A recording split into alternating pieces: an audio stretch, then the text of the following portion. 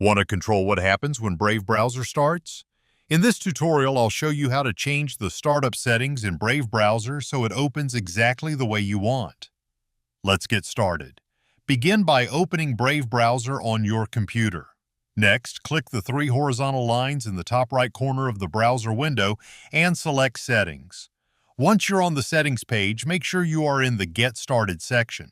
Here you'll find the startup options that determine what Brave does each time the browser opens.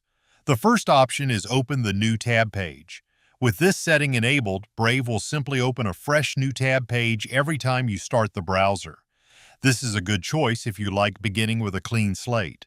The second option is Continue where you left off. If you choose this option, Brave will automatically reopen the tabs and windows that were open the last time you closed the browser.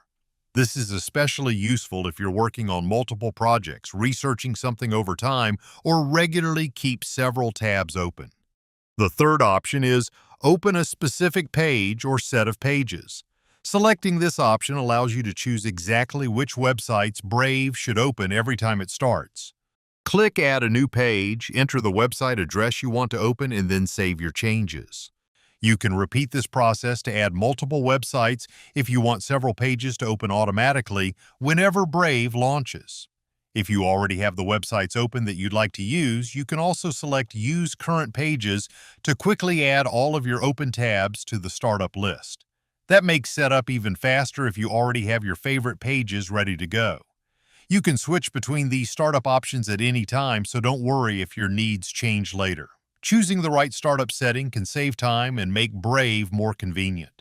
And now, you're all set and ready to customize Brave Browser's startup settings whenever you need to. If this guide helped, please like and subscribe for more browser tutorials and tech tips. Thanks for watching, and I'll see you in the next one.